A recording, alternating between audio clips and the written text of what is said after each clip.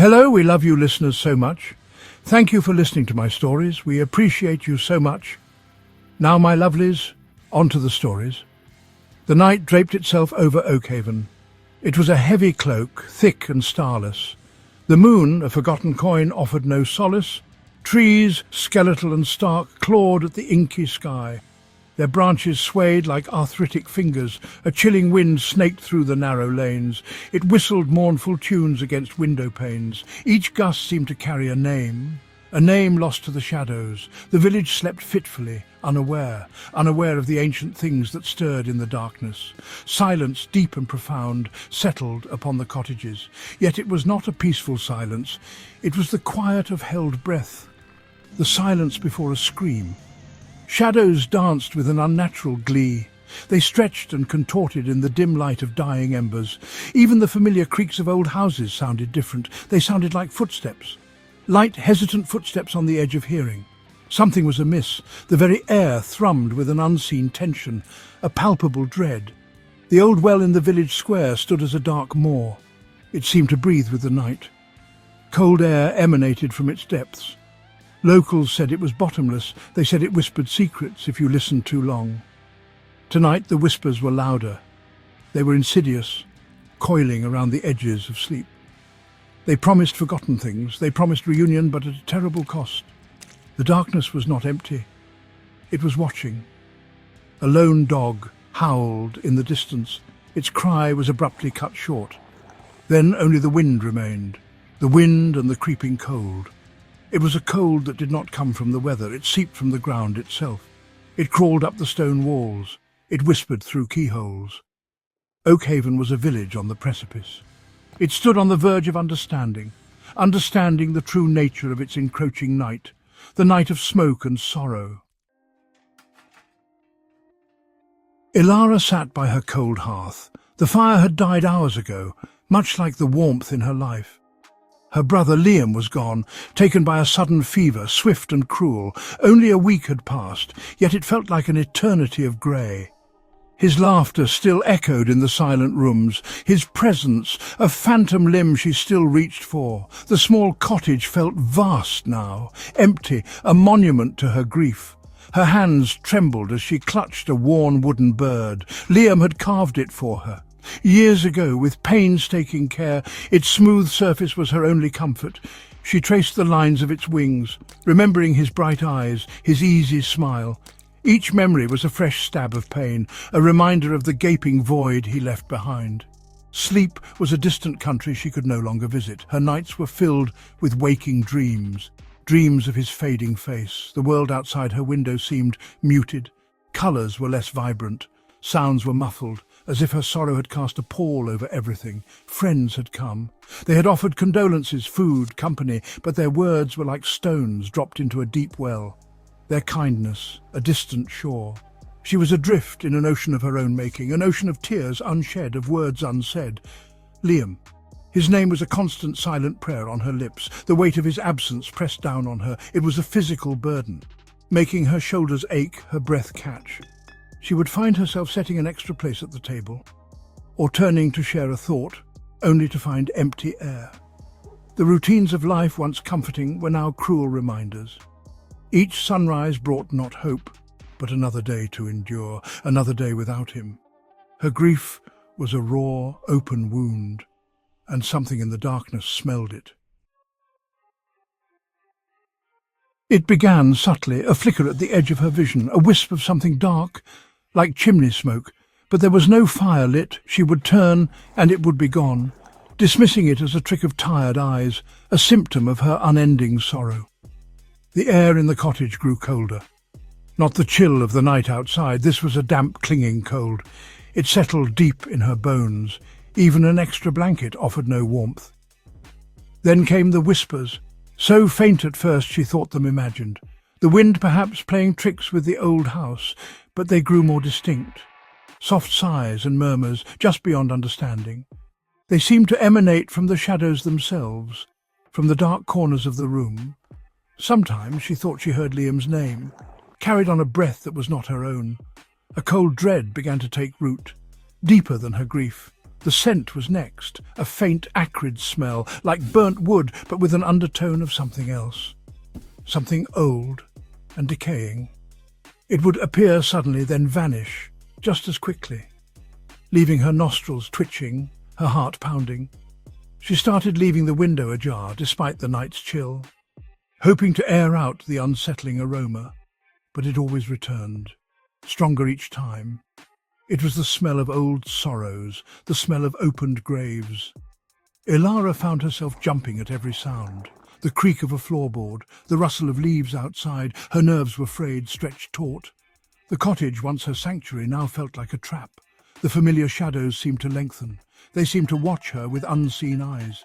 She felt a presence, unseen, unheard, but undeniably there. It was patient, it was waiting, and it was drawing closer.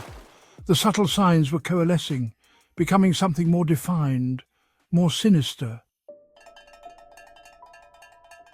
One night the whispers solidified, not into words, but into forms. Dark, swirling shapes began to coalesce in the deepest shadows. They were made of smoke. Dense, oily smoke that writhed and twisted, like tortured souls given fleeting form. They had no clear features, only shifting outlines, vaguely humanoid. And where eyes should have been, there were hollows, empty sockets that seemed to drink the light and the sorrow. They moved without sound, gliding across the floorboards, flowing like liquid night. Their touch was colder than ice, a coldness that stole breath and leached warmth. When one drifted close, Ilara felt a profound despair wash over her, deeper than her own grief. It was an echo of countless sorrows, the collected pain of ages.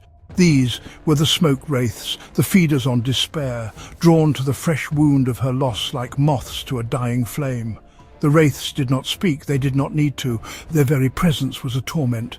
They would hover near her, their smoky tendrils reaching, almost caressing, and as they did, memories of Liam would surge, not the happy ones, but the pain of his last breaths, the image of his still face. Her grief, raw and potent, was their sustenance. They drank it in, growing subtly darker, subtly more substantial with each stolen moment of anguish. Ilara would scream, but no sound would escape her lips. She would try to flee, but her limbs felt like lead, trapped in a waking nightmare. The wraiths were relentless. They returned every night, each visit lasting longer, each encounter leaving her more drained, more hollowed out. They were consuming her, not just her sorrow, but her spirit, her will to live. The phantoms of grief had found their feast, and they were insatiable. Section 5. The crushing weight of sorrow. Days became a blur of exhaustion and dread for Ilara. Sleep offered no escape, only a prelude to terror. Her reflection in the small, cracked mirror showed a stranger, a gaunt figure with haunted eyes. Dark circles like bruises ringed them. Her skin was pale, almost translucent. The vibrant youth she once possessed was fading, siphoned away by the nightly visitations. The smoke wraiths were leaving their mark, a visible decay. Her body ached constantly, a dull, persistent pain that mirrored the ache in her soul. Food tasted like ash in her mouth. The simple act of rising from bed required immense effort. The cottage, her home, now felt like a tomb. She moved through it like a ghost herself, listless and fading. The wraiths were not just feeding on her grief for Liam, they were feeding on her life force, slowly, methodically, pulling her into their shadowy realm. Friends who visited grew increasingly concerned. They saw the rapid decline, the vacant stare, the way she flinched at sudden movements or shadows. They offered help, pleaded with her to see the village healer, but Ilara could not articulate the horror.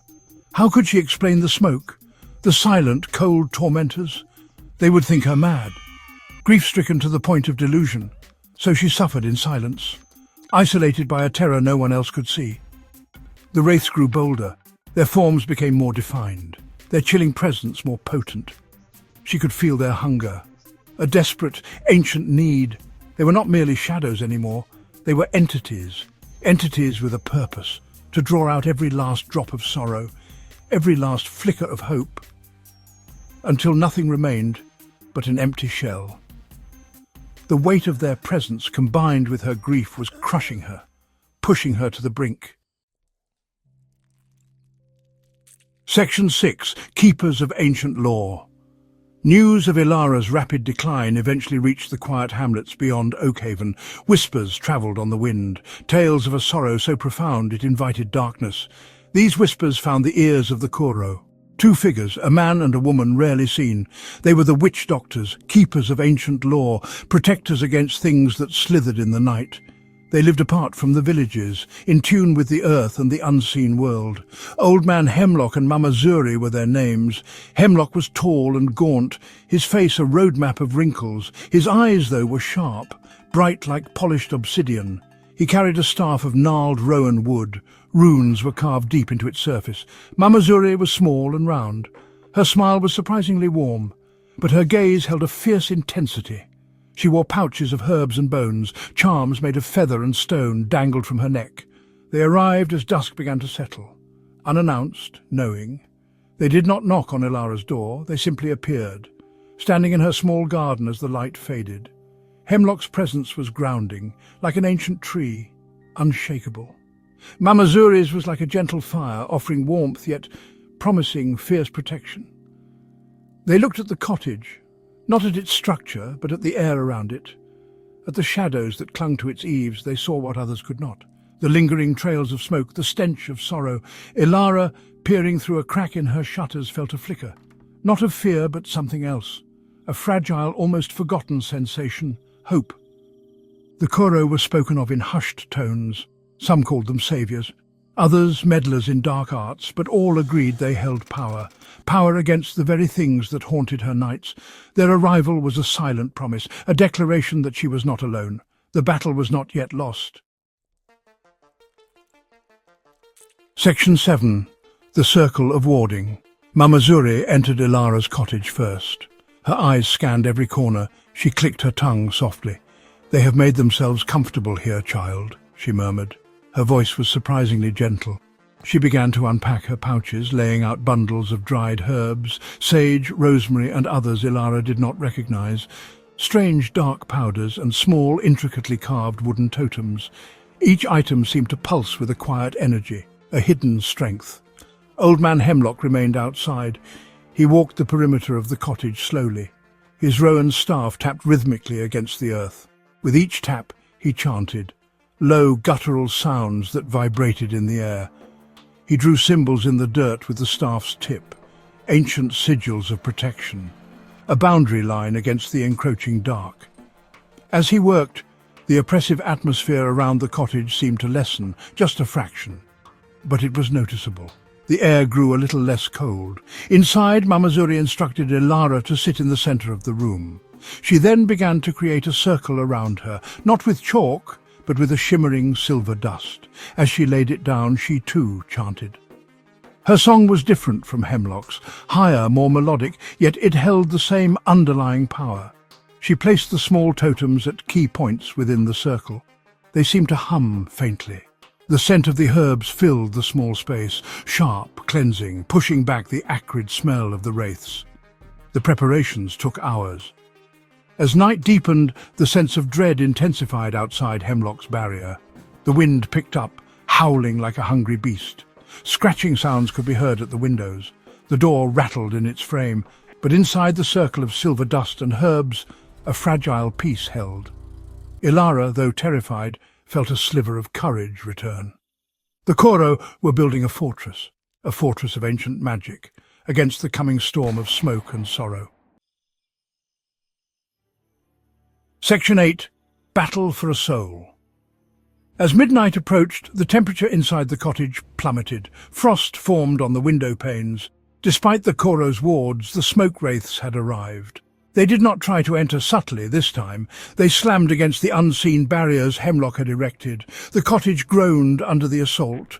Wisps of dark smoke seeped under the door, through cracks in the walls. They were furious. Their feast was being denied. Mama Zuri stood firm within her circle. Her chanting grew louder, more commanding. She held a bundle of burning sage. Its smoke, white and pure, billowed around her, pushing back the encroaching black tendrils.